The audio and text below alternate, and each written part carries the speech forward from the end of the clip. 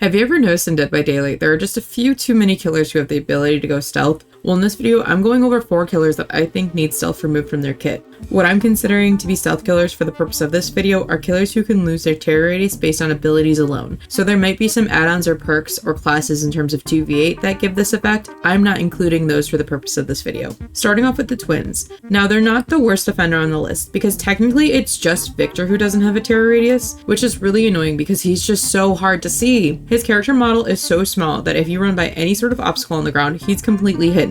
But I will say Victor isn't completely horrible because his grunts are pretty loud. His distance is just difficult to gauge since killer noises don't count as a terror radius, so it doesn't proc the accessibility feature to know about how far away he is. Dredge is another killer with stealth abilities that just start to tip him towards being unbalanced, especially when you consider his powered nightfall is just an accessibility nightmare. If you're someone who has any vision problems, you know exactly what I'm talking about. I don't even have bad eyes, and it's still a struggle to see with the nightfall. This one in general has just never made sense to me. Why does he need to lose his terror radius when his ability activates? The devs made it so that it's difficult to see, and then there's these moans or screams or whatever you want to call them that play during the timer. Why does he need to lose his terror radius as well? I think they act enough things during this event that making him silent is kind of just overkill. So he's not the worst offender on this list, but I think behavior needs to take another look at him, especially considering the way this impacts players who need accessibility features. Next up, Skull Merchant. Now don't give me too much hate for this one. I know Behavior has struggled to fine-tune her kit, but I stand by her biggest problem has always been that she does too much. They should have honed in her kit to do a few things, and what better way to start than get rid of her ability to lose her terror radius? It's bad enough she gets so much information from her skulls, then she also gets haste, she has the ability to deep wound and make survivors broken. The ability to lose her terror radius is overkill. How does one killer need to gain and give 4 different status effects on top of a ton of information on survivor locations? I feel like this is part of what has led to her current state, is that Behavior has refused to pull back on any of these status effects, so she's either not worth using or way too powerful. So let's just make this easier on Behavior.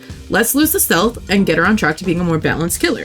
And finally, Springtrap. Springtrap to me falls into the same issue as Skull Merchant. He just does too much. He doesn't need stealth on top of it. He's a pseudo teleporting ranged killer. Why does he need stealth? Especially when the thing that allows him to teleport potentially gives him a survivor grab. And in the current state of the game, he's almost guaranteed to teleport to a survivor if they're on a gen. Door spawns were specifically picked so they'd be within close proximity to the generators. Some of them even spawn directly facing the exit gates. There are cameras so he can look to see if a generator is currently being worked on. Survivors don't get any notification that the door is being used, so unless you're lucky enough to catch the soft sounds the door makes when it's opening, you're probably not catching Springtrap until after you hear his loud steps. And this is also ignoring the fact that the doors themselves are potentially a grab for Springtrap. This is also assuming that we don't start to get a sniper style Springtrap as players get more comfortable using him, because like Huntress, we can hear her lullaby. Even if you're not in a terror radius, you can still be alerted as a survivor that you're potentially within her sights. Springtrap doesn't have a mechanic like that. It's just his steps and grunts.